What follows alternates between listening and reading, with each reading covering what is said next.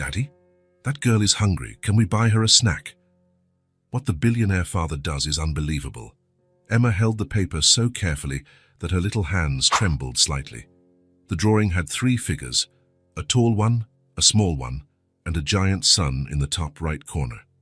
She had used every colored pencil she could find in the box. "Daddy!" Her voice echoed through the empty house. Mark was in the living room typing furiously on his laptop. The phone rang non-stop, and he answered each call as if it were the most important one of his life.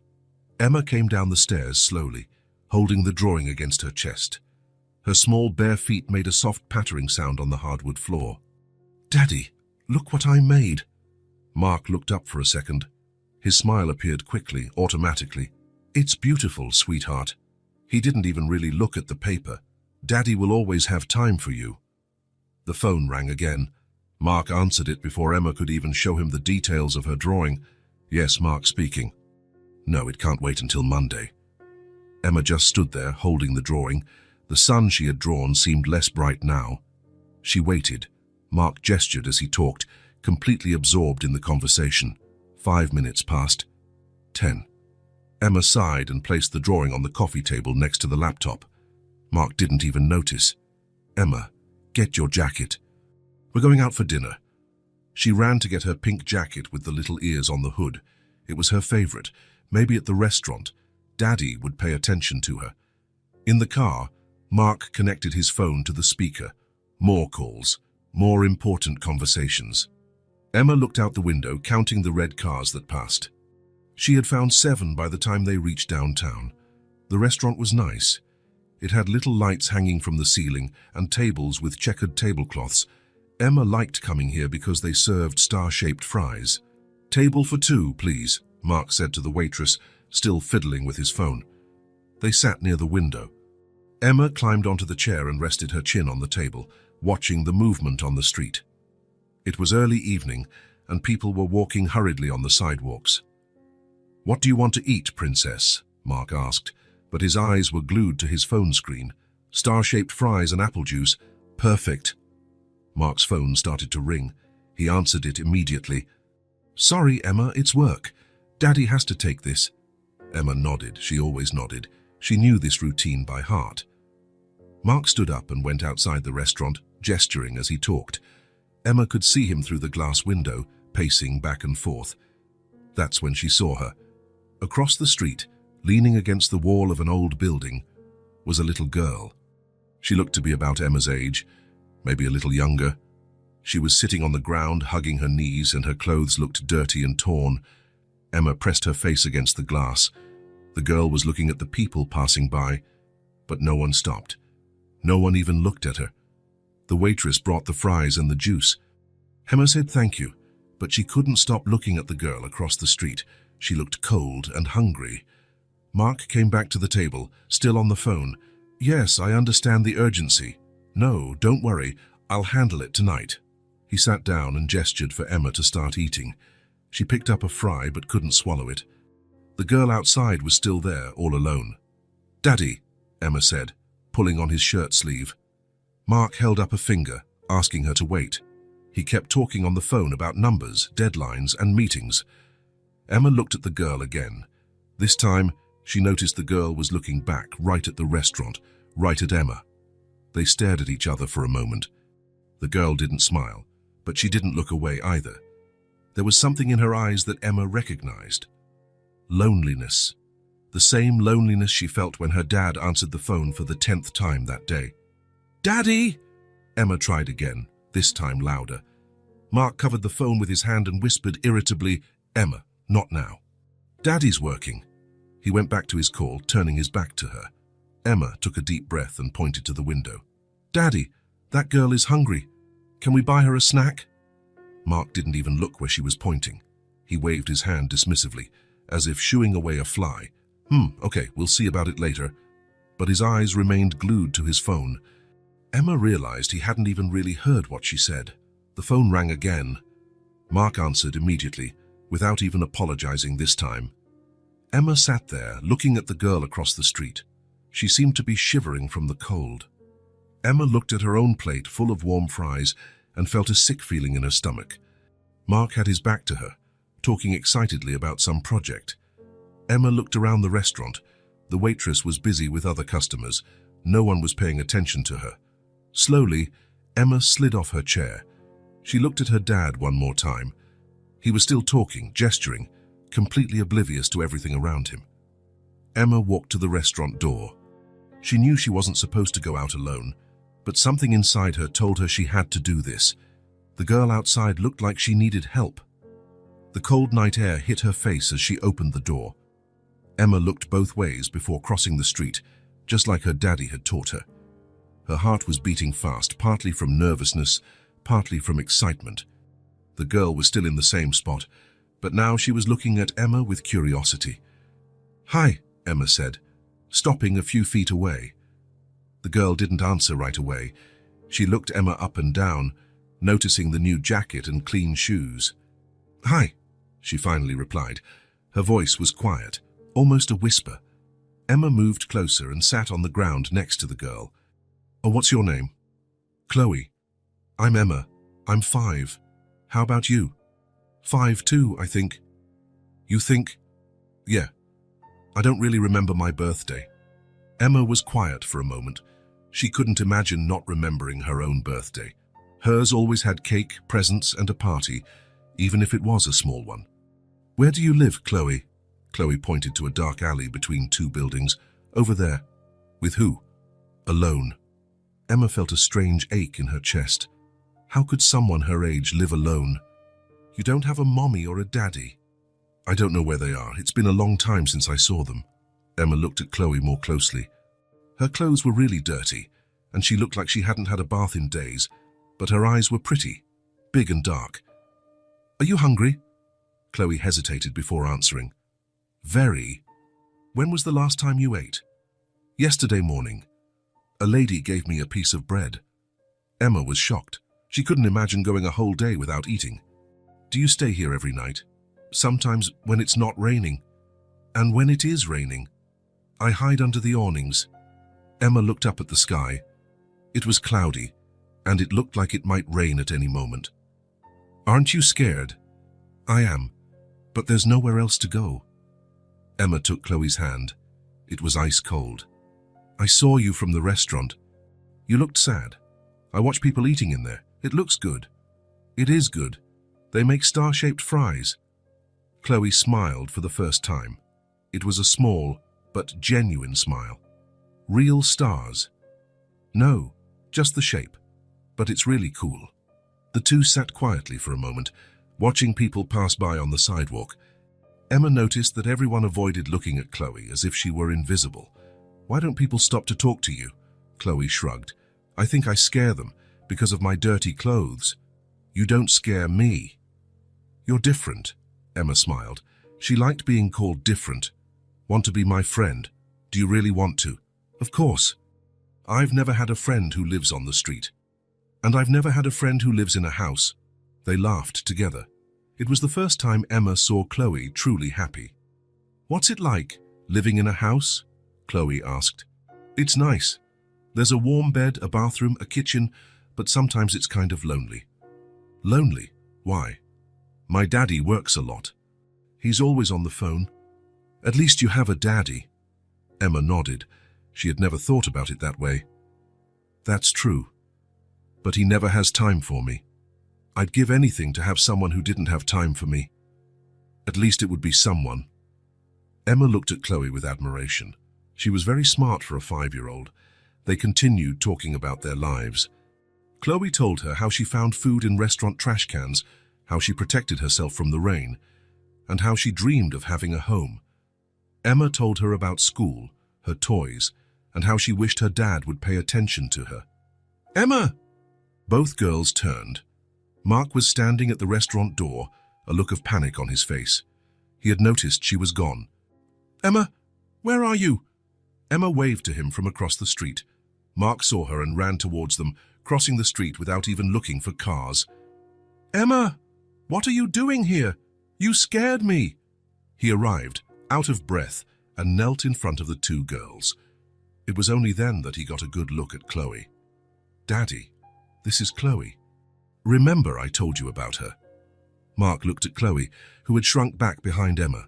The girl was truly in terrible condition. "Hi, Chloe," he said softly. "Hi," she replied quietly. "Emma, you can't leave the restaurant without telling me. I was worried." "Sorry, Daddy. But Chloe was here all alone, and I wanted to be friends with her." Mark looked at Chloe again. She was trembling, and not just from the cold. "She's hungry," Emma said. "Can we buy her a snack?" Mark hesitated. He looked around, noticing that a few people were stopping to watch the scene. "Please, Daddy?" "She hasn't eaten since yesterday." Mark felt something tighten in his chest. He looked at Emma's pleading eyes, then at Chloe, who was avoiding looking directly at him. "All right," he said finally. "Let's go back to the restaurant." Emma smiled and helped Chloe get up. "Come on, Chloe.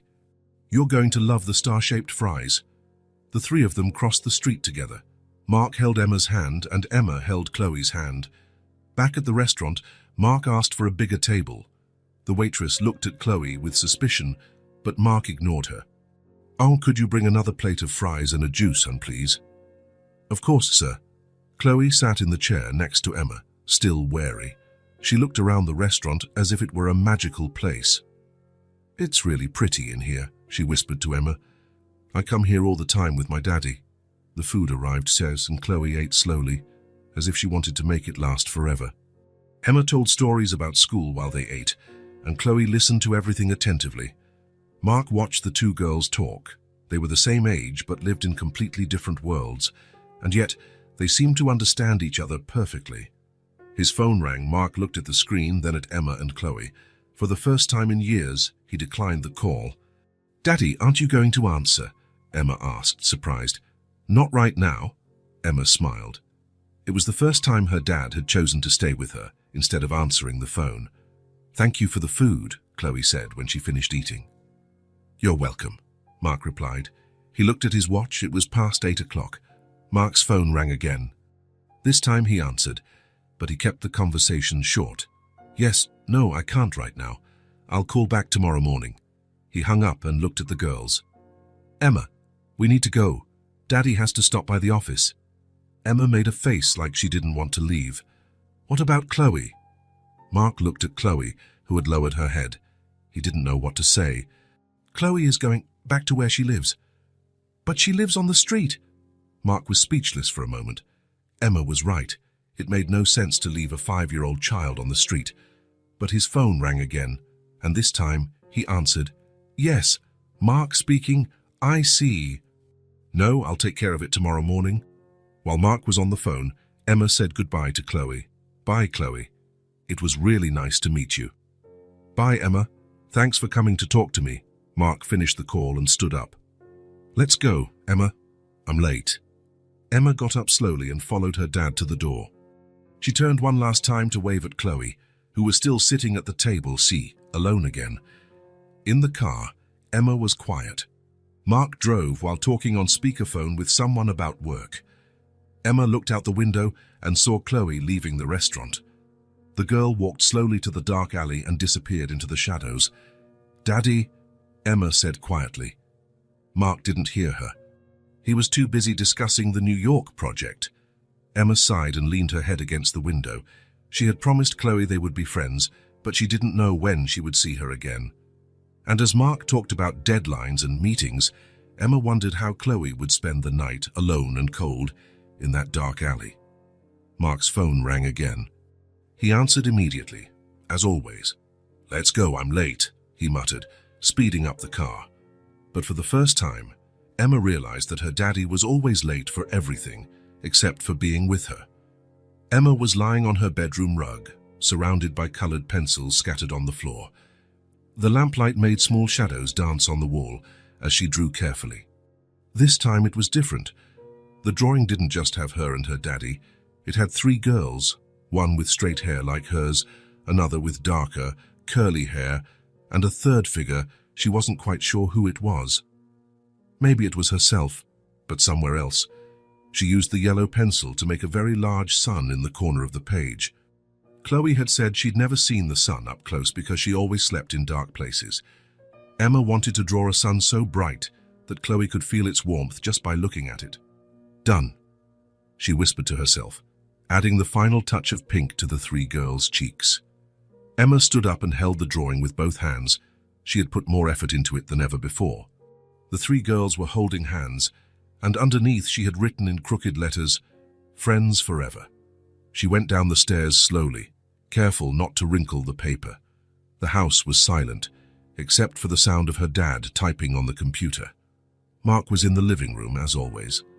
The laptop open on the coffee table, papers scattered around, and the phone glued to his ear. The blue light from the screen illuminated his focused face. "No, that's not going to work," he was saying into the phone. "We need a more aggressive approach." "Yes, I understand the values are high, but—" Emma stopped at the entrance to the living room and waited. Maybe he would finish the call soon.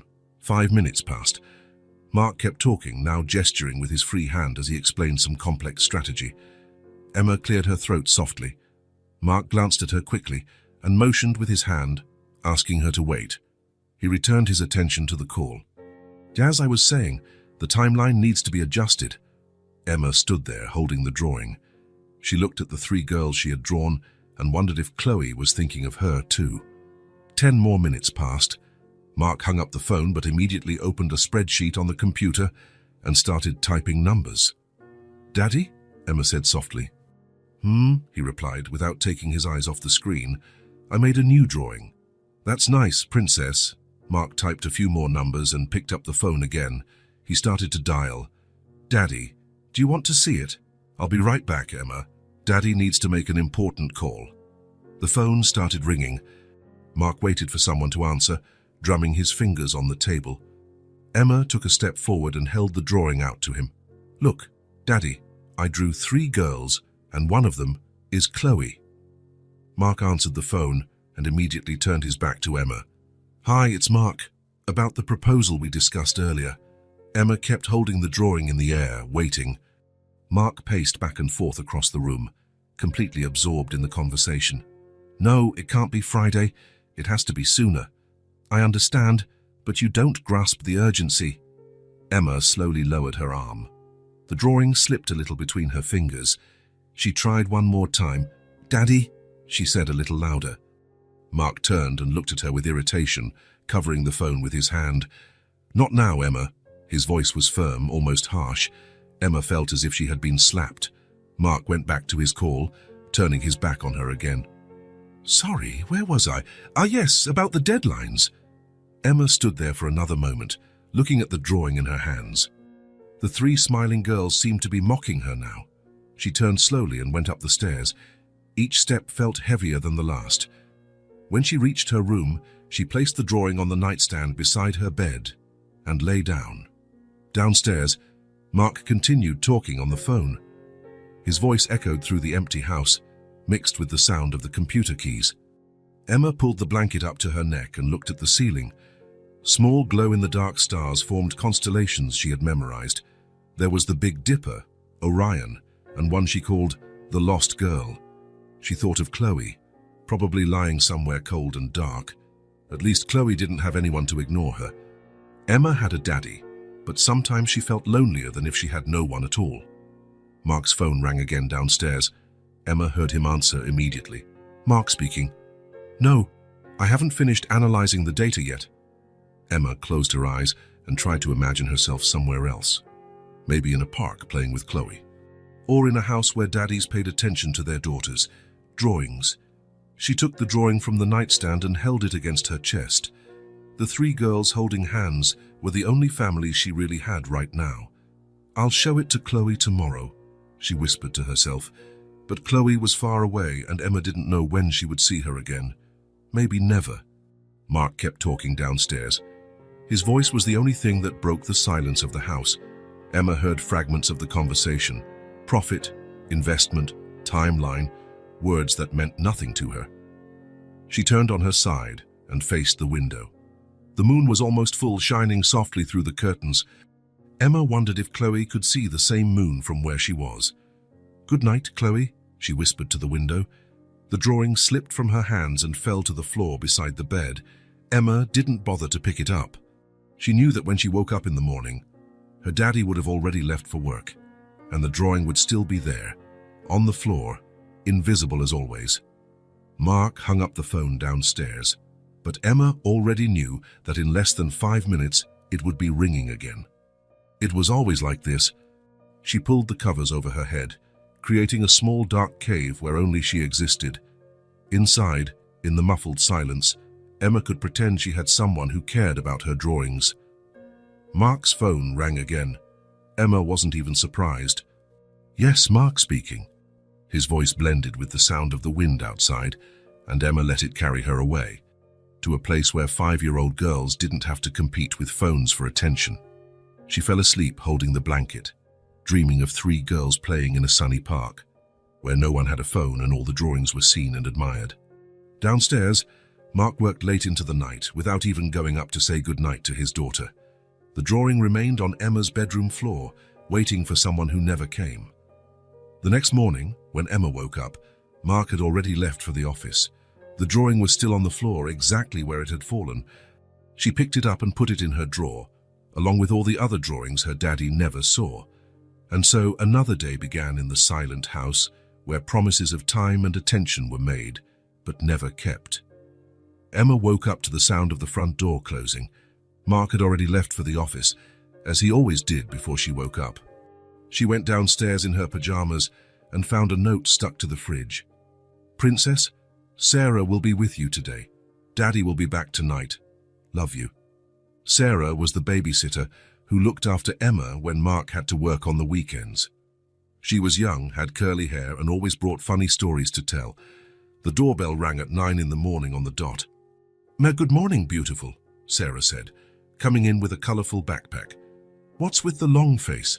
Sleep poorly?" Emma shrugged and sat at the kitchen table. Sarah made star-shaped pancakes, just like the fries from the restaurant. "Sarah," Emma said as she ate, "do you know downtown well?" "Sure. Why?" "There's a girl there. Her name is Chloe." "She doesn't have a home." Sarah stopped washing the dishes and turned to Emma. "What do you mean she doesn't have a home? She lives on the street. I met her yesterday at the restaurant with my daddy." Sarah dried her hands and sat down next to Emma. "And what do you want to do about it?" "I wanted to see if she's okay. Can we take some food to her?" Sarah thought for a moment. She looked at Emma, whose eyes were full of hope. "Does your dad know you want to do this?" "He was busy yesterday, but I think he would let me." Sarah sighed.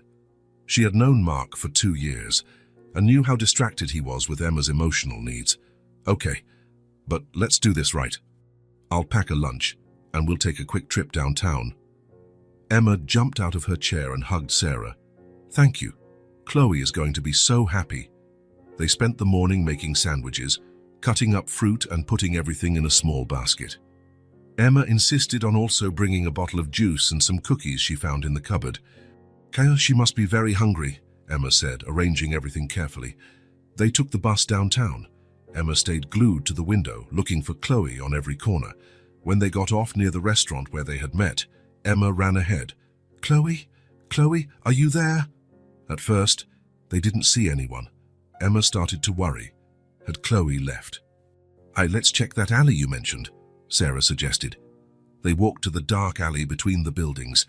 At the far end, sitting in a corner, was Chloe. She was awake, but she looked tired. "Chloe!" Emma shouted, running towards her. Chloe looked up, surprised. When she saw Emma, her eyes lit up. "Emma, you came back." "I told you I'd come back." "This is Sarah. She takes care of me." Sarah approached slowly. Chloe looked even more fragile than Emma had described. "Hi, Chloe. Emma can't stop talking about you." Chloe smiled shyly. "We brought lunch," Emma said, opening the basket. "Sandwiches, fruit, cookies, and juice." Chloe's eyes widened. She couldn't believe there was so much food there just for her. "There's all this for me?" "Of course. Eat as much as you want."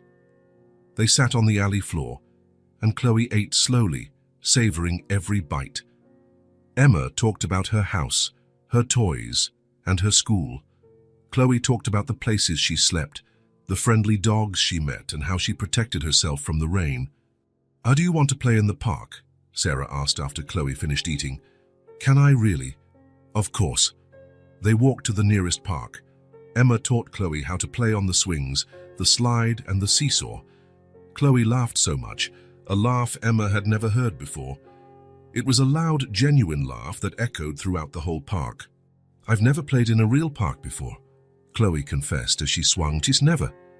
"No, I always watched from a distance, but I never went in."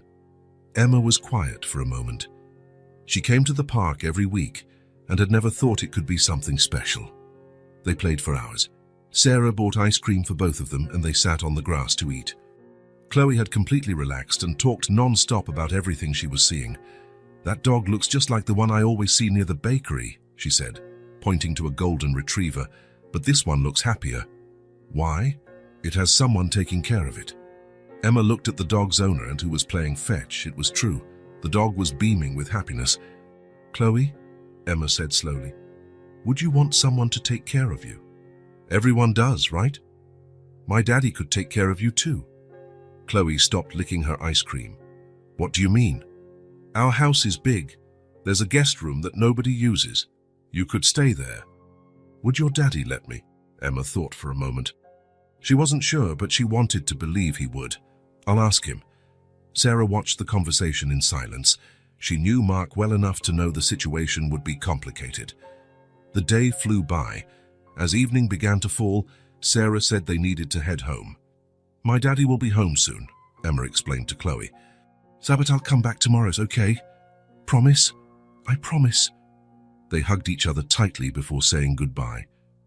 Chloe went back to the dark alley, and Emma and Sarah took the bus back. "Sarah," Emma said during the ride, "do you think my daddy would let Chloe stay at our house?" Sarah chose her words carefully. "Your dad is a good person, Emma. But these things are complicated for grown-ups. Why? Because there are laws, paperwork, a lot of boring stuff." Emma was quiet for the rest of the trip, thinking. When they got home, Mark hadn't returned yet. Emma had dinner, took a bath, and waited in the living room. Sarah stayed with her until Mark arrived, around 9 at night. "Hi, princesses. How was your day?" "Hi, Daddy, it was great." Sarah briefly told him about the trip to the park, but didn't mention Chloe. She thought it was best to let Emma tell that part. After Sarah left, Mark sat on the couch next to Emma. "So, what did you two do that was so special?" Emma took a deep breath. This was it. "Daddy, do you remember Chloe?" Mark frowned. "The girl from the restaurant?" "That's her. I went to see her today." "What do you mean you went to see her?" "Sarah took me. We brought her lunch, and we played in the park." Mark grew a little tense. "Emma, I've told you not to go talking to just anyone." "But she's not just anyone. She's my friend." Mark sighed and ran a hand through his hair. "Emma, I know you want to help, but—" "Daddy," Emma interrupted him, "she sleeps on the floor." Mark stopped talking. "Every day, she sleeps on the floor of a dark alley, all alone. She has no one. Our house is big. She could stay with us, just until she has a home of her own." Mark was silent. Emma continued, "She's never played in a park, Daddy. Never. And when she laughed today, it was the happiest sound I've ever heard." Mark looked at Emma. For the first time in a long time, he really saw her. He saw the compassion in her eyes, the determination in her voice, the maturity she was developing. "Emma, please, Daddy, just until she has a real family." Mark remained silent for a long moment. He thought about the big empty house, the guest room that never had any guests, the loneliness he knew Emma felt. But he also thought about the complications, the responsibility, the work that already consumed all of his time. "It's complicated, Princess, but can we try?" Mark looked into Emma's pleading eyes. There was something different in them today, an urgency he had never seen before. For the first time in years, Mark didn't know what to say. And for the first time in years, that bothered him. Let's talk about this tomorrow, okay?" Emma nodded, hopeful. It wasn't a yes, but it wasn't a no either. And as Mark went upstairs to his room, something inside him really began to change. The seed of an idea he had never considered before. The rain started to fall hard around 7 in the evening. Emma was at her bedroom window, watching the drops run down the glass, when a thought struck her like lightning. Chloe. Where was Chloe hiding from the rain? Emma ran down the stairs. Mark was in the living room, as always, but this time he wasn't on the phone. He was looking at some papers scattered on the table with a thoughtful expression. "Daddy?" Mark looked up. "What is it, Princess? It's raining really hard." "Yeah, it really is." Emma went to the living room window and pointed outside. "Chloe is out there in this rain." Mark followed Emma's gaze. The rain had turned into a storm. The wind was shaking the trees, and water was running down the streets like little rivers. Emma: "Daddy, we have to go get her." Mark frowned. "Go get her, now." "She has nowhere to hide. You said you'd think about her staying here. What if she gets sick?" Mark looked at Emma, then at the rain outside. He had spent the whole day thinking about their conversation from the night before. The image of Chloe sleeping in a dark alley wouldn't leave his mind. "Emma, there's a storm out there. That's why. She must be wet and cold." Emma grabbed her pink jacket from the hook near the door. "Please, Daddy, just to see if she's okay." Mark looked at his daughter. Emma had put on her jacket and was holding the car keys he always left on the entryway table. "Emma, you can't drive." "I know. You're going to drive," Mark sighed. He looked at the papers on the table, then at Emma standing by the door, waiting. For the second time in 2 days, Mark made a decision that surprised himself. Get an umbrella. And a towel, too. Emma smiled and ran to get the items. Mark put on a raincoat and grabbed the keys. In the car, the rain beat hard against the windshield. The wipers could barely keep up with the water. Mark drove slowly, paying attention to the slippery road. "Are you sure she's in that alley?" Mark asked. "She said that's where she stays when she has nowhere else to go." Mark parked near the restaurant where they had met. Outside, the streets were deserted. Anyone with any sense was at home, protected from the storm. "Stay here in the car," Mark said. "I'll go look for her." "No, I'm coming with you." "She might be scared if she only sees you." Mark hesitated, but Emma was already opening the car door. They walked to the alley together, sheltering under the umbrella. Water was running along the curbs, forming huge puddles. The wind was so strong they could barely walk straight. "Chloe!" Emma shouted. "Chloe, are you there?" At first they heard nothing but the sound of the rain. Then from the back of the alley a weak reply came. "Emma!" They ran towards the voice. Chloe was huddled under a piece of wet cardboard, trying to shield herself from the water running down the walls. Emma was shocked. Chloe was soaked, shivering with cold, and her lips were almost blue. "Chloe!" Emma ran to her and knelt on the wet ground. Mark arrived right behind her, holding the umbrella over them. "Are you okay?" Emma asked. Chloe could barely speak. She was shaking so much her teeth were chattering. I'm cold," she stammered. Emma immediately took off her pink jacket and put it on Chloe's shoulders. "Here, take this. It'll warm you up." Mark watched the scene in silence. Emma, without hesitation, had given her own jacket to protect her friend. His 5-year-old daughter was showing more compassion in 2 days than he had shown in years.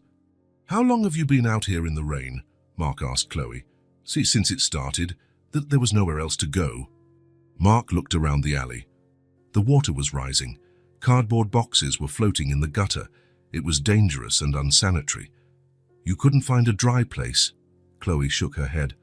All the spots are taken by other people. They won't let me stay." Mark felt a tightness in his chest. A 5-year-old child, competing for space to shelter from the rain with homeless adults. "Daddy," Emma said, looking at him with pleading eyes, "we can't leave her here." Mark looked at Chloe again. She was clutching Emma's jacket as if it were the most precious thing in the world. Her eyes were scared, but also full of gratitude. "Chloe," Mark said, crouching down to her level, "do you have anywhere to go tonight?" Chloe shook her head. "No." Mark looked at Emma, then at the flooded alley, then back at Chloe. The girl was shaking so badly she could hardly sit up. For a moment, Mark thought of all the complications, social workers, paperwork, legal responsibilities. But then he looked into Chloe's scared, lost eyes and into Emma's eyes full of hope. Some decisions are simple when you stop overcomplicating them. "She's coming with us," Mark said, extending his hand to Chloe. "This isn't safe." Emma's eyes widened. "Really, Daddy? Really?" Chloe looked at Mark's outstretched hand with suspicion. Where to? To our house, Emma said, taking Chloe's other hand. Chance at least until the rain stops. And after that? Mark hesitated for a second. We'll figure that out later, but you're not sleeping in the rain tonight. Chloe let them help her up. She was so weak she could barely walk. Mark carried her in his arms to the car, shielding her with the umbrella. In the back seat, Emma held Chloe's hand the whole way. Chloe had stopped shivering, but she was still wet and cold. It'll be fun having you at our house, Emma said. You can take a warm bath and wear my clothes. Will your clothes fit me? We're almost the same size. Mark watched them in the rearview mirror as he drove. Chloe seemed smaller and more fragile inside the car. How had a child survived on the street for so long? When they got home, Mark carried Chloe inside again. She was exhausted and almost asleep. Emma, go run a warm bath, Mark said, and pick out some clean clothes for her. Emma ran ahead, excited. Chloe was finally going to see her house. Mark placed Chloe on the living room sofa and covered her with a blanket. You're safe now, he said quietly. Chloe looked at him with her still frightened eyes. You're not going to send me away. Mark felt his chest tighten again. Not tonight. Tonight, you're staying here. And tomorrow. Mark didn't know what to say. He hadn't thought about tomorrow. He had acted on impulse, moved by the compassion Emma had awakened in him. And we'll talk tomorrow, but right now you need to get warm and rest. Emma came running back from the kitchen. The bath is ready, and I picked out my warmest pajamas. Chloe smiled for the first time since they found her. It was a small but real smile. Thank you, she whispered. Mark watched Emma help Chloe up the stairs. His daughter was beaming with happiness. She had finally managed to help her friend, and Mark, for the first time in years, had made a decision with his heart instead of his head. Outside, the storm raged on. But inside the house, two 5-year-old girls were discovering that sometimes the best families are the ones you choose. And a father was discovering that being present meant much more than just being physically in the same place. Mark woke up at 6 in the morning, as he always did. But this time, it wasn't the alarm clock that woke him. It was the sound of laughter coming from Emma's room. He got up and walked to his daughter's bedroom door. Through the crack, he saw Emma and Chloe sitting on the floor playing with dolls. Chloe was wearing Emma's pajamas, and her hair was clean and combed. And then the princess said, "I'm not going to marry you." Emma was narrating, using a funny voice. Chloe laughed loudly, covering her mouth with her hands. Why didn't she want to get married? Because she wanted to travel the world with her best friend. The two girls laughed together. Mark had never seen Emma so lively in the early morning. He went down to the kitchen and made coffee, but his mind was racing. What had he done last night? He brought a strange child home without thinking about the consequences. Mark picked up his phone and searched online. Social services, homeless child. Several numbers appeared on the screen. Mark hesitated for a moment, listening to the laughter coming from upstairs. But then he thought about the legal responsibility, the problems he could face for harboring a minor without authorization, the work he would miss if this got complicated. He dialed the first number. Department of Social Services, good morning? Good morning, I have a situation here. A child who was on the street spent the night at my house. I understand, sir. What is the child's age? 5 years old, a girl. And where are her guardians? She says she doesn't know. Apparently, she's been alone for some time. Mark heard the sound of typing on the other end of the line. Sir, we will send a social worker to your home to assess the situation. Can you give me your address? Mark provided the information, and the operator said someone would be there in 2 hours. He hung up the phone and stood in the kitchen, listening to the girls playing upstairs. A part of him wondered if he was doing the right thing. Emma ran down the stairs, with Chloe right behind her. Daddy, Chloe slept super well, and she liked my pajamas. Chloe hid slightly behind Emma, still shy around Mark. That's good, Mark said, trying to smile. Yeah, do you girls want pancakes? Pancakes? Emma shouted. Chloe, have you ever had pancakes? Chloe shook her head. Then you're going to love them. As Mark prepared breakfast, the girls sat at the table and continued to talk. Chloe told them about the dogs she saw on the street, and Emma talked about her school. You can go to my school too, Emma said excitedly. It'll be so cool. Mark felt a pang in his stomach. Emma was already making plans for the future, including Chloe. They ate in silence for a while. Chloe was impressed with the pancakes and ate slowly, savoring every bite. "Can I have more?" she asked shyly. "Of course," Emma said. "Daddy, make more pancakes for Chloe." Mark smiled and made 2 more pancakes. Chloe thanked him quietly. The doorbell rang at 10:30 in the morning. Mark's heart started to race. Emma ran to the window. "Who is it, Daddy?" "It must be someone from work," Mark lied. He opened the door. A middle-aged woman, wearing a blue blazer and carrying a folder, stood at the entrance. "Mr. Thompson?" "I'm Amanda Silver, from the Department of Social Services. Please, come in." Amanda came in and looked around the house. Emma and Chloe had stopped playing and were watching from the stairs. "Where is the child?" Amanda asked quietly. Mark pointed to the stairs. Amanda waved to the girls with a professional smile. "May I speak with you in private?" she asked Mark. They went to the kitchen. Amanda opened her folder and took out some papers. "You did the right thing by calling us, sir. Vulnerable children need specialized care." "What's going to happen to her?" "We're going to take her to a temporary shelter while we search for relatives or a suitable foster family." Mark glanced into the living room, where the girls were playing again. What if I wanted to keep her?" Amanda studied him for a moment. "Sir, the custody process is complex. There are psychological and financial evaluations, home visits. It can take months. And in the meantime, she stays at the shelter. It's the protocol." Mark nodded, even though he didn't like the answer. "I'll need to speak with the girl now," Amanda said. They went back to the living room. Amanda approached the girls carefully. "Hi, dears. Which one of you is Chloe?" Chloe hid behind Emma. "I'm Emma, and this is my best friend, Chloe." "That's nice. Chloe, may I talk with you?" Chloe shook her head, grabbing onto Emma's arm. "It's all right," Amanda said softly. "I just want to know how you're doing." "She's doing fine," Emma answered for Chloe. "She slept here, took a bath, and ate pancakes." Amanda smiled. "That's wonderful. But now Chloe needs to come with me." Emma frowned. "Come with you?" "Where to?" "To a place where she'll be well taken care of. But she's already being well taken care of here." Mark stepped forward. "Emma, the lady is here to help Chloe." "Help how? She's fine here." Chloe finally spoke, her voice trembling. "Do I have to leave?" Amanda knelt to the girl's level. "Chloe, you're going to a safe place with other children. You'll have food, clean clothes, and a bed of your own. But I want to stay with Emma." "I know, dear. But sometimes things are complicated." Emma looked at her father with eyes full of confusion and anger. "Daddy, you said she could stay." "Emma, I said she could stay last night. Today is different." "Why?" Mark didn't know how to answer. How could he explain protocols and legal responsibilities to a 5-year-old? Because it's for the best." Emma was quiet for a moment.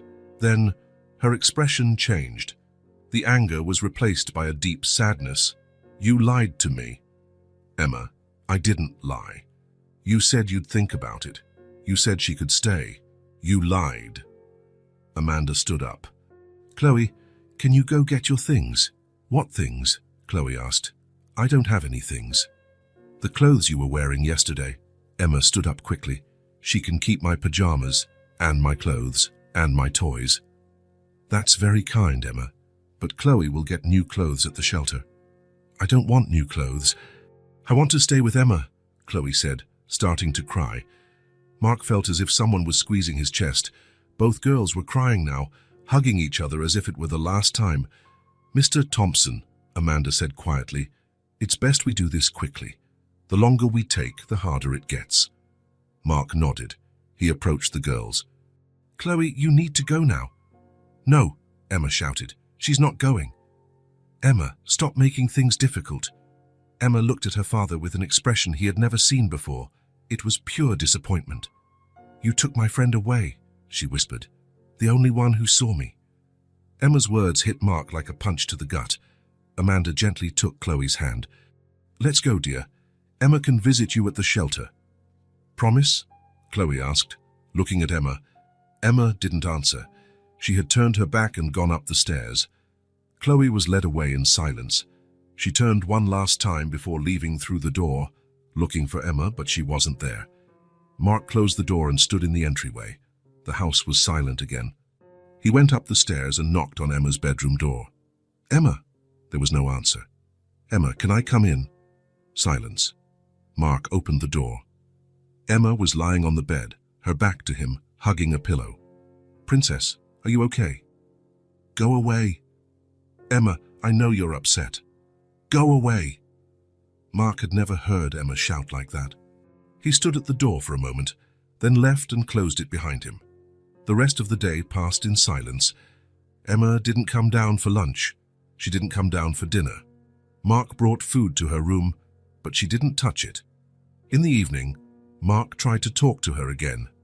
"Emma, you need to eat something. I'm not hungry." "Are you mad at me?" Emma finally turned to look at him. "You don't understand anything. Then explain it to me. Chloe was my friend, my only friend, and you took her away from me. Emma, I did what was right." "Right for who? For you, because it wasn't right for me." Mark sighed. "You'll understand when you're older. Everyone always says that. You'll understand when you're older. But I understand now.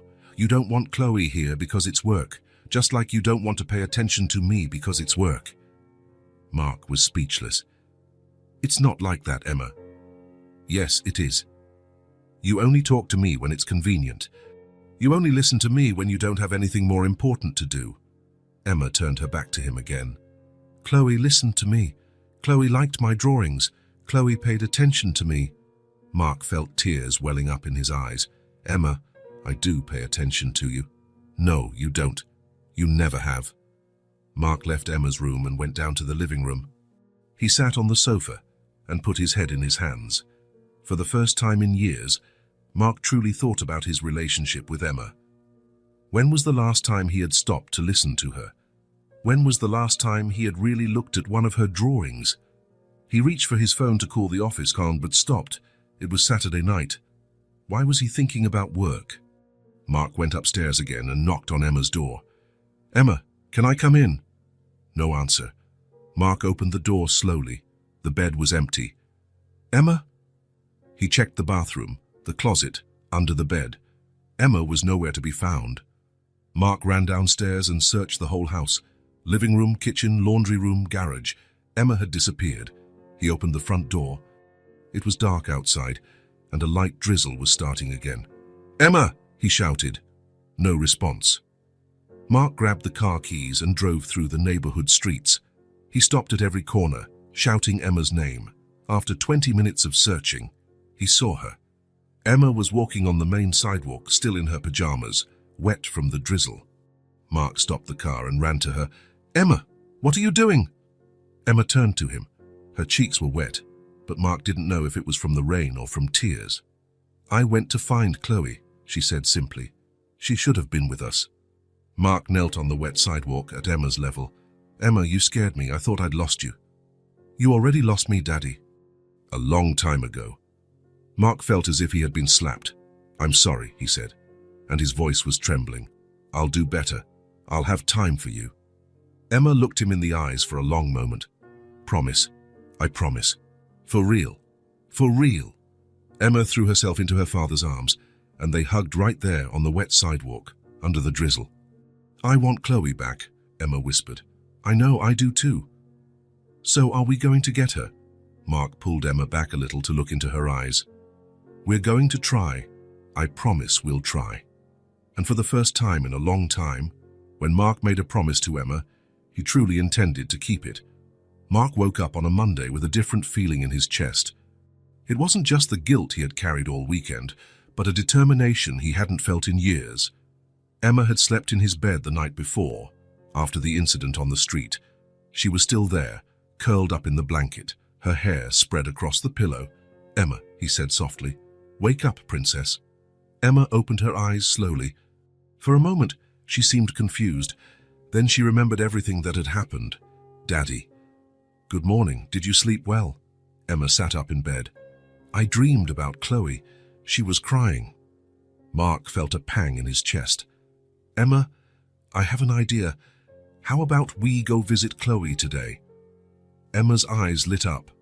Really? Can we? I can call the shelter and ask about visiting hours. Emma jumped out of bed and hugged her father. Thank you, Daddy. Mark called his office and said he wouldn't be coming in. For the first time in 5 years, he cancelled all his meetings for the day. After breakfast, they got in the car and drove to the address Amanda had left. The shelter was on the other side of town, in an area Mark had never visited. It was a 2-story building, painted a pale yellow with a small garden out front. It didn't look like a bad place, but it didn't look like a home either. Is this where Chloe is? Emma asked. It is. It looks sad. Mark looked at the building again. Emma was right. There was something too institutional about the place, something that didn't radiate the warmth of a home. They entered the reception area.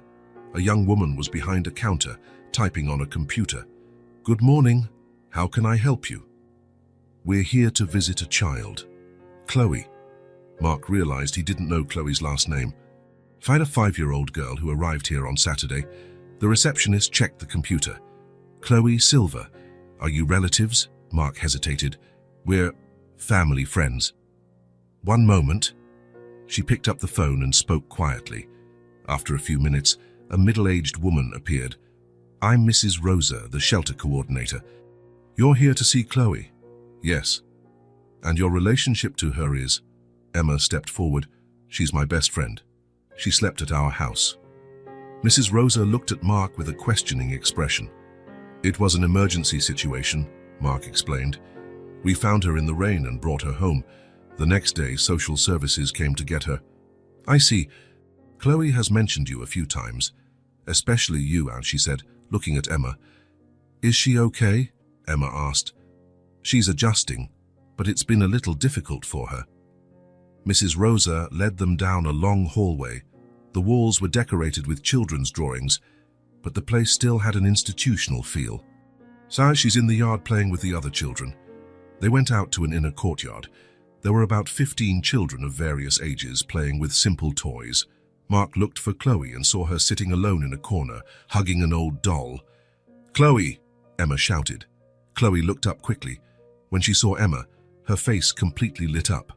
She dropped the doll and ran towards them. Emma, Emma! The two girls met in the middle of the courtyard and hugged as if they hadn't seen each other in years, instead of just 2 days. I thought you'd forgotten me, Chloe said, still hugging Emma. How could I forget you? You're my best friend. Mark watched the scene from a distance. The joy on Chloe's face was so pure, so genuine, that he felt his chest tighten. She had only been at the shelter for 2 days, but she already seemed smaller, more lost, and he didn't look away. For the first time, Mark really saw Chloe, not as a problem to be solved or a responsibility to be avoided, but as a child who needed love just as much as Emma did. Guys, how are you? Emma asked, still holding Chloe's hands. I'm okay. The people here are nice, but it's not like your house. Of course it's not the same. Your home is with us. Auntie Rosa said you might not be able to come back. Emma looked at her father with determination. Daddy, tell her. Mark approached the girls. Chloe was still shy with him, but she didn't hide behind Emma like before. Hi, Chloe. How are you feeling? Hi, Mr. Mark. I'm okay. Do you like it here? Chloe looked around the courtyard. It's nice. There are other kids, and food every day, and a warm bed. But there's no Emma, and there's no you. Mark knelt to her level. Chloe, would you like to come back to our house? Chloe's eyes widened. Can I? I'm trying to work it out, but it might take a little while. How long? I don't know yet.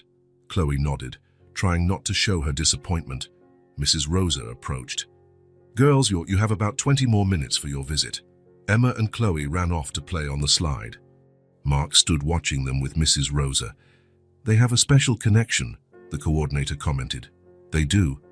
Emma's never had a friend like this. And Chloe's never had a family like this. Mark looked at her. What do you mean? Chloe talks about you all the time, about how Emma shared her food with her, how you took her out of the rain. For a child who spent her whole life being ignored, that means a lot. Mark watched Chloe push Emma on the swing. They were both laughing loudly, completely absorbed in their game. What's her story? Mark asked. Mother addicted to drugs, father unknown. She spent the last 2 years living with her grandmother, but the grandmother died 6 months ago. She's been on the street ever since. And relatives. We haven't found any. Mark was quiet and processing the information. Mr. Thompson, Mrs. Rosa continued, may I speak frankly? Of course. Chloe is a special child. She's resilient, loving and intelligent, but she needs stability. Children her age who spend too long in shelters develop attachment issues. What does that mean? It means that if she doesn't find a family soon, it will become increasingly difficult for her to trust people and form bonds. Mark looked at Chloe again. She was helping Emma climb a small tree with the utmost care. And if I wanted to adopt her, Mrs. Rosa studied him for a moment. It's a long process. Evaluations, home visits, interviews. It can take 6 months to a year. And in the meantime, she would stay here. Mark felt something stir inside him. The idea of Chloe spending a year in a shelter, no matter how good it was, bothered him deeply. So is there no way to speed up the process? In special cases, yes, especially when the child already has an established bond with the family. The visiting time ended quickly. Emma and Chloe said their goodbyes with difficulty. Will you come back tomorrow? Chloe asked. I'll try, Emma replied, looking at her father. Every day. Every day, Mark said, surprising himself. In the car, Emma was quiet for the first few minutes. Mark looked in the rearview mirror and saw Chloe at the shelter window, waving until they were out of sight. Daddy? Yes. Chloe can't stay there. Why not? She doesn't belong there. She belongs with us. Mark drove in silence for a few blocks, thinking, Emma, if Chloe came to live with us, it would be forever. It wouldn't be just for a few nights. I know. That means she would be like a sister to you. You'd have to share your toys, your room sometimes, my attention. I want to share. Are you sure? I'm sure. Chloe makes me happy. And I think she makes you happy too. Mark thought about Emma's observation. It was true. In the few moments he had spent with Chloe, he had felt complete in a way he hadn't felt in years. What if it's really hard? It'll be fun. We can teach her everything. How to brush her teeth right, how to use a fork and knife, now how to ride a bike. Mark stopped the car at a red light. He turned to look at Emma in the back seat. Do you really want this? More than anything in the world? Mark thought about his life, the constant work, the silent house, the unkept promises to Emma, and he thought of Chloe, alone in a shelter, waiting for a family that might never come. When the light turned green, Mark didn't go straight. Instead, he made a U-turn. Daddy, where are we going? Back to get Chloe, Emma screamed with joy. Really? Really. But this time it's for real. If we do this, it's forever. I know. Thank you, Daddy. Mark drove back to the shelter with his heart pounding. He didn't know exactly what he was going to say or how he would convince Mrs. Rosa, but he knew he couldn't leave Chloe there. When they arrived, Mark went straight to the coordinator's office. Mr. Thompson, did you forget something? I want to start the adoption process for Chloe. Today, Mrs. Rosa smiled. May I ask what made you change your mind? Mark looked at Emma, who was holding his hand. My daughter taught me that family isn't about blood. It's about choosing to take care of someone. It will take time for all the paperwork to go through. In the meantime, can I take Chloe home? I can sign any liability waiver. Mrs. Rosa thought for a moment. In special cases, we can authorize temporary custody. I'll make a few calls.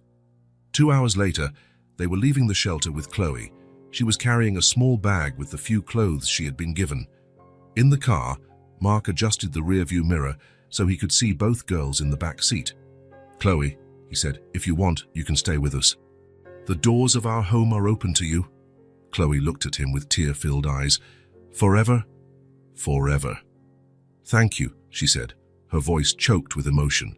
Emma hugged her friend. Now we're going to be real sisters. Mark drove home with a smile on his face.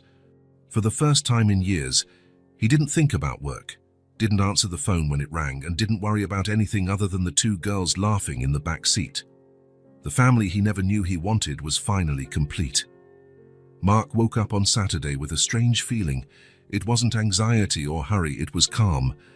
For the first time in years, he hadn't scheduled any meetings, any important calls, any urgent projects. There was only him and his two girls. Emma and Chloe were still sleeping in Emma's room. Over the last few days, they had become inseparable. Chloe was adjusting to life in the house, and Emma was radiant to have a sister. Mark went down to the kitchen and did something he hadn't done in a long time.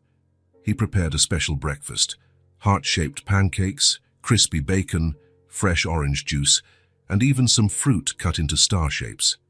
He had fun cutting the apples and arranging everything on the plate as if it were a work of art. The smell of bacon brought the girls downstairs. They appeared at the kitchen entrance, still in their pajamas with messy hair, rubbing their eyes. "Wow," Emma said, stopping suddenly. "Is it someone's birthday?" "Nope," Mark smiled, placing the last pancake heart on the plate. "I just wanted to make something nice for my princesses." Chloe approached the table slowly, still impressed by the amount of food. "Tidy's all this for us?" "Of course. Sit down." They sat and began to eat. Chloe still had the habit of eating as if it were her last meal, but she was getting better every day.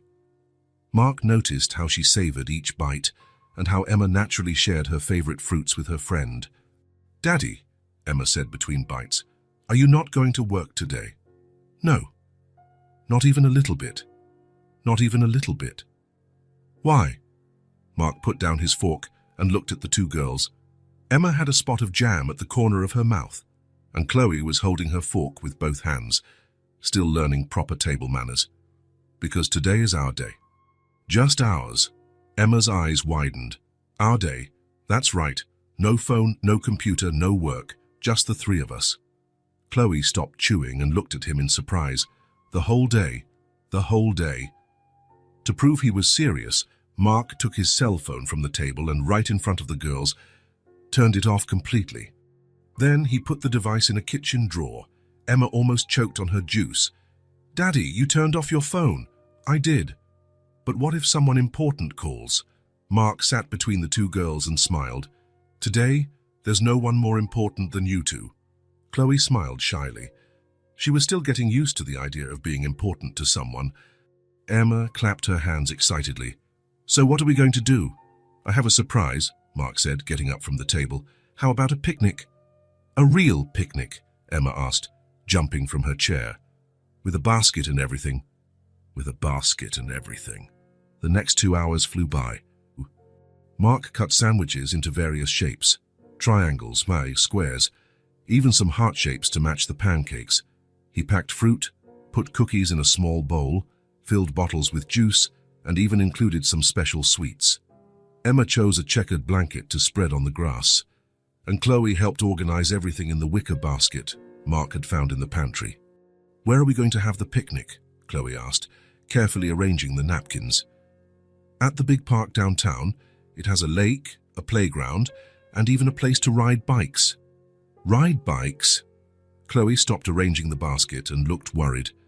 "I don't know how to ride a bike." "Then today you're going to learn," Mark said with a smile, gently ruffling her hair. "Really? Really? I'm going to teach you."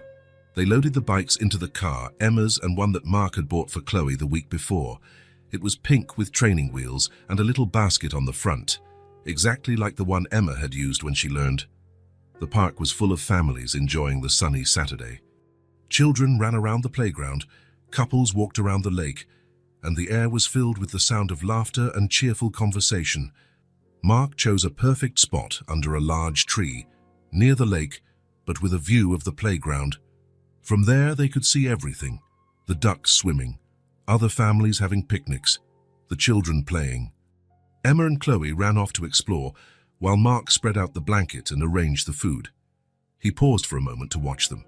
Emma was teaching Chloe how to use the slide, showing her how to sit properly and holding her hand carefully. The two of them were laughing so hard that other children stopped to watch. "Mr. Mark!" Chloe shouted from the top of the slide. "Look how brave I am." "I see you. You are very brave." She slid down with her arms in the air, shouting with joy. Mark felt something warm in his chest. It was pride, the same pride he felt for Emma, but now for Chloe too. After playing on the playground for an hour, they sat on the blanket to eat. The girls told jokes they had learned at school. Most of them didn't make much sense, but they found them hilarious. Mark laughed so hard he almost choked on his sandwich. "Why don't birds use Facebook?" Emma asked, already laughing before she even gave the answer. "I don't know why." Mark feigned curiosity. "Because they already have Twitter." The two girls burst into laughter. Mark laughed along, not so much at the joke, but at their pure joy. "Now it's time for bikes," Emma announced after they finished eating. Mark helped Chloe put on her helmet and get on the pink bike. She held the handlebars tightly, clearly nervous. Her little hands were white from gripping so hard. "I'm going to hold on to you," Mark promised, placing a firm hand on the seat and the other on her back. "You won't fall. I promise." Chloe took a deep breath and started pedaling slowly. Mark ran alongside her, holding on tight, feeling her every move through the bike. "Am I doing it?" she asked, and without taking her eyes off the path ahead. "You're doing great. Keep pedaling." Emma cycled beside them, shouting words of encouragement. "You can do it, Chloe. It's easier than it looks. I was scared at first too." After a few laps around the lake, Mark noticed that Chloe was pedaling with more confidence. He gradually reduced his support, first taking his hand off her back, then loosening his grip on the seat. Suddenly, Chloe was pedaling on her own. "I'm doing it!" she yelled, finally realizing Mark was no longer holding on. "I'm doing it by myself!" Mark stopped running and stood watching Chloe complete a full lap around the lake, with Emma cycling beside her, both shouting with joy. He had never felt so much satisfaction from a completed project, not even the biggest contracts he had closed at work. The two girls pedaled back towards him, radiant with happiness and pride. "Daddy, did you see? Chloe learned so fast," Emma said, braking beside him. "I did. I'm very proud of you both." "Thanks for teaching me, Mr. Mark," Chloe said, still holding the handlebars firmly. "Now I know how to ride a bike like the other kids." They spent the rest of the afternoon at the park. They played tag among the trees, fed the ducks at the lake with leftover bread from the picnic, and even threw a frisbee that Mark had bought at the park's snack bar. During a break to rest, Emma sat next to Mark on the blanket and naturally took his hand. "Daddy, this is the best day of my life." Mark looked at the small hand in his. It was so simple, yet it meant so much. He intertwined his fingers with hers. "Why? Because you're really here. Not just your body, but you're paying attention to us." Mark felt his eyes well up. A 5-year-old child had perfectly summarized what had taken him years to understand. "Mr. Mark," Chloe shouted from the swing, where she had gone after resting. "Can you push me? I want to go really high." Mark stood up, still holding Emma's hand, and went to the swing. He began to push Chloe gently.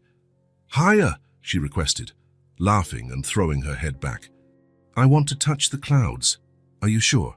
"I'm sure. I trust you." Chloe's words struck Mark like a bolt of lightning. "I trust you." A child who had been abandoned by every adult in her life was saying she trusted him. He pushed the swing a little higher, and Chloe screamed with pure joy. Emma ran over and asked to be pushed on the swing next to her. Mark stood there, pushing the two girls alternately, listening to their laughter echo through the park. For the first time in years, Mark didn't think about work. He didn't think about deadlines, meetings, or projects.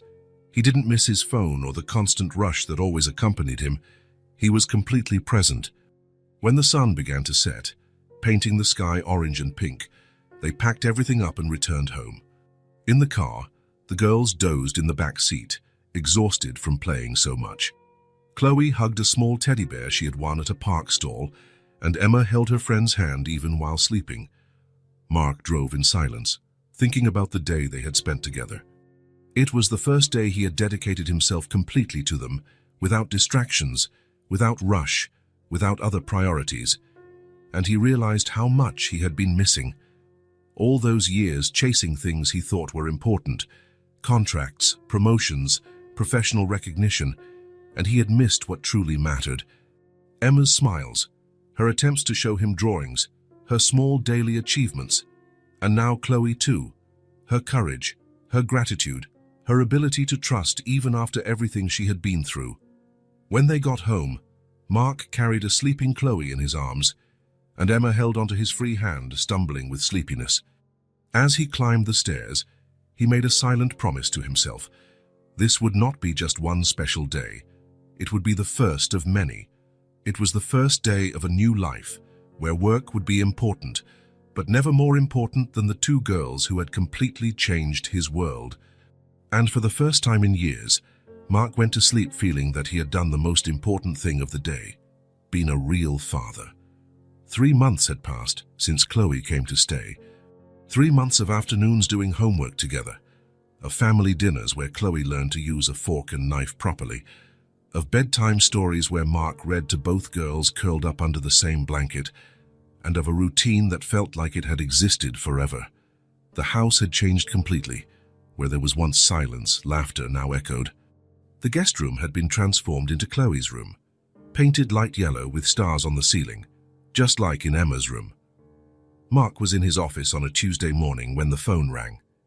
It was Amanda Silver from the Department of Social Services. "Mr. Thompson, I have good news. All the adoption documents have been approved. The papers are ready for you to sign." Mark felt his heart race. After months of home visits, interviews, and evaluations, the day had finally come. "Really? Already?" "Yes. The judge approved the case yesterday.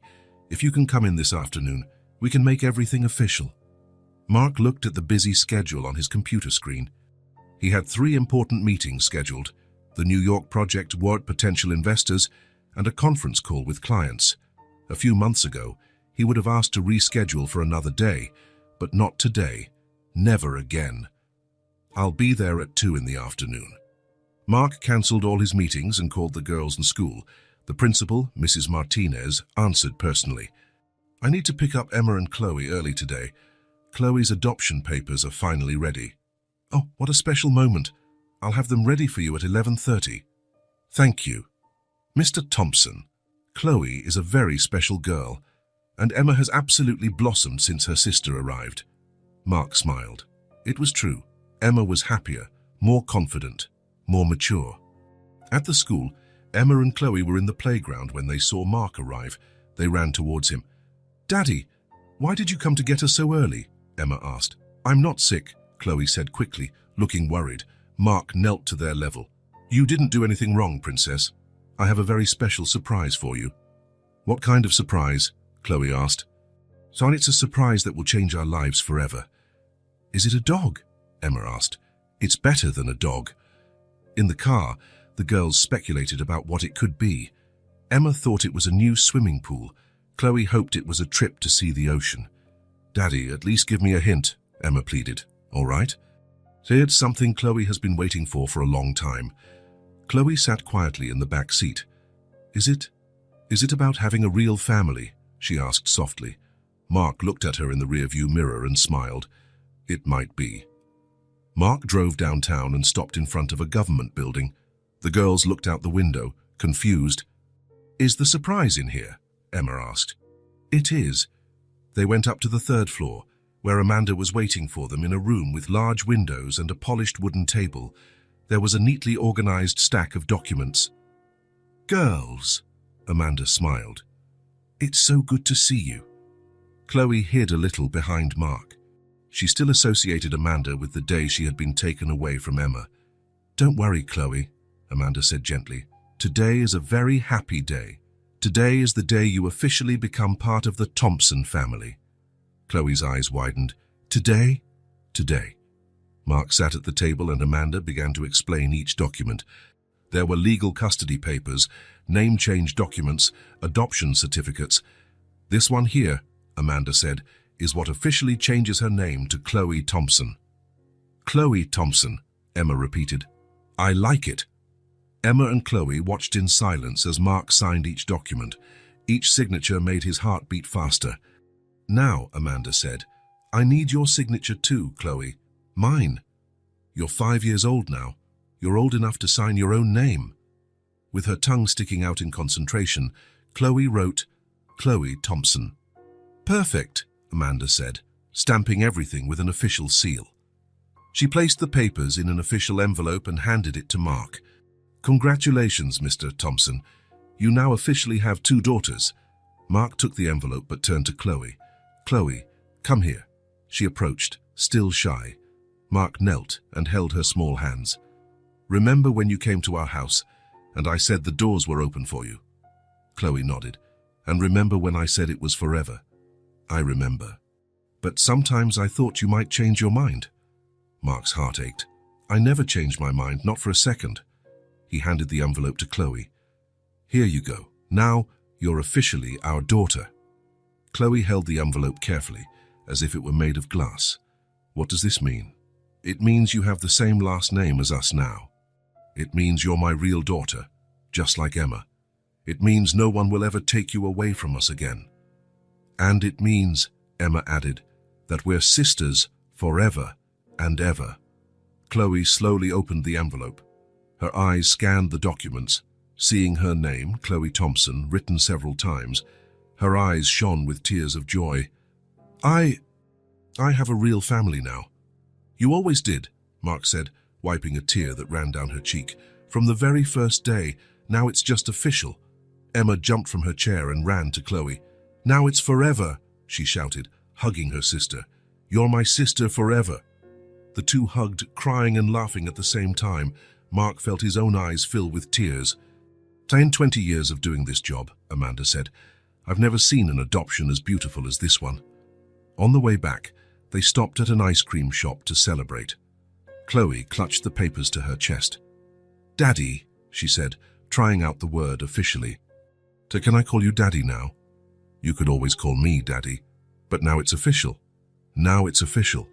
She smiled and took a spoonful of chocolate ice cream. "Daddy, thank you for choosing me." Mark felt his chest tighten with emotion. "No, Chloe, thank you for choosing us too." That night, Mark helped the girls put the documents in a special frame. They hung it on the living room wall, next to the family photos. "Now everyone will know we're a real family," Emma said. "A chosen family," Chloe added. The next morning was Emma and Chloe's first official day as sisters at school. Mark prepared a special breakfast, heart-shaped pancakes and fresh juice. But when it was time to leave, Chloe stood at the door, nervously holding her backpack. "I'm scared," she confessed quietly. Emma stopped beside her. "Scared of what?" "What if the other kids ask about before? What if they say I'm not your real sister?" Emma thought for a moment. "You know what I'm going to tell them." "What?" "That real family isn't about who was born together. It's about who chooses to stay together." Chloe smiled a little. "Really?" "Really. And if anyone is mean, I'll tell them that you're my sister, and whoever messes with you has to mess with me too." Emma took Chloe's hand. "You don't have to be scared. I'm here. Sisters protect each other. Always." Mark watched the conversation, proud of them both. On the way to school, Emma told jokes to distract Chloe. In front of the school, Chloe hesitated again. "What if I can't be a good sister?" Emma looked at her seriously. "Chloe, you're already the best sister in the world. You share your toys with me, helped me with my homework, and taught me how to braid hair. Is that true?" "It's true. And now we have the same last name."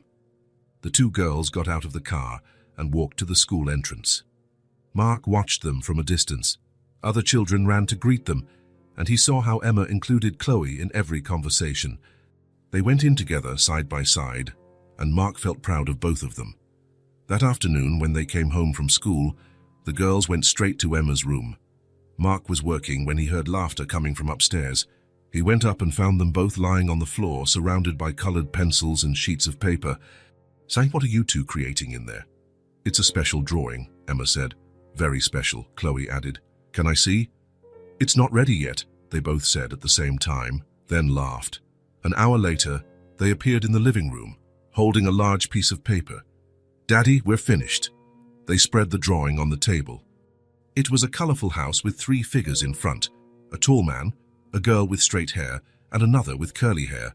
They were all holding hands, smiling, with a yellow sun in the sky.